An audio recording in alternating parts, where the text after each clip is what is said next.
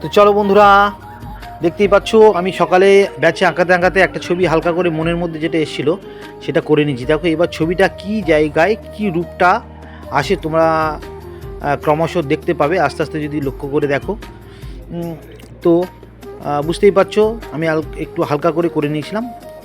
এবার দেখো এই যে ছবিগুলোর মজাটা কোথায়, দেখো ছবি আমি যাই করি না কেন প্রত্যেকের সঙ্গে প্রত্যেকের লিঙ্কটা তোমরা শুধু দেখো, ব্যালেন্স, প্রত্যেকের সঙ্গে প্রত্যেকের যে মানে কি বলবো আর কি, যে সম্পর্ক, সুসম্পর্ক, সেই সম্পর্কটা তোমরা দেখো।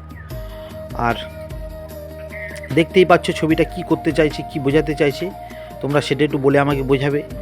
আর এই ছবিটা কি টাইটেল হতে পারে, আমি আমার মতো একটা টাইটেল দিয়ে দিয়েছি।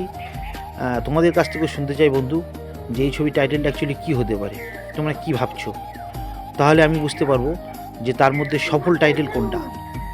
তো খুব ভালো থেকো বন্ধুরা, আর সেই সঙ্গে ছবিটা দেখো, দেখলে আশা করি তোমরা মজা পাবে।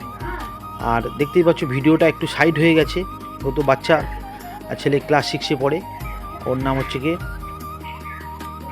স্বর্ণদীপ। ওই ভিডিওটা করেছে, এইভাবেই ভিডিওটা করে তোমাদের সামনে করলাম। দেখতেই পাচ্ছ কীভাবে করেছি, আশা করি অসুবিধা হবে না। একটু অস্পষ্ট ওই সাইড থেকে লাইট পড়েছে তো, যার জন্য একটু অসুবিধা হচ্ছে। দেখো আমি সমস্ত জায়গায় সমস্ত কিছু ঢুকিয়ে দিয়েছি, কিন্তু ঢুকিয়ে দিলে কি হবে, সেই ঢুকিয়ে দেওয়াটা প্রত্যেকের সঙ্গে প্রত্যেকের সম্পর্কটা কিন্তু ঠিকঠাক রেখে দেওয়া হয়েছে। এই যে জিনিসটা, এইটা করলে কিন্তু ছবি তৈরি হয়ে যায়। এবারে আমি ড্রয়িং জানি, আমি এটা সেটা ওর সঙ্গে এটা সেটা ঢুকিয়ে দিলে হবে না।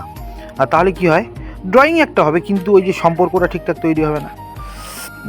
সম্পর্কটা ঠিকঠাক তৈরি হলে কিন্তু তবে বন্ধুত্বটা সৃষ্টি হয়।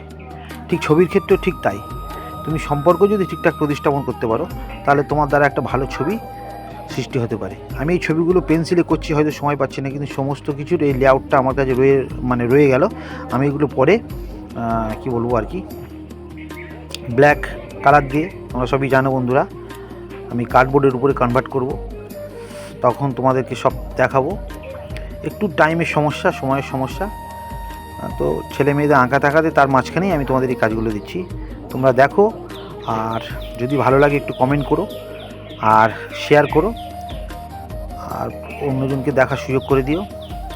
দেখো কোনো জটিলতা নেই বন্ধুরা, আর এটা করতে গিয়ে যে আমার এক্সট্রা অনেক কিছু প্রিপারেশনের দরকার আছে সেটা কিচ্ছু ব্যাপার না। জাস্ট তোমার মনের ভিতরে থাকবে, তুমি সেটাই উগড়ে দাও, আর সেই উগড়ে দেওয়াটা দেখবে ছবি সৃষ্টি হয়ে যাবে।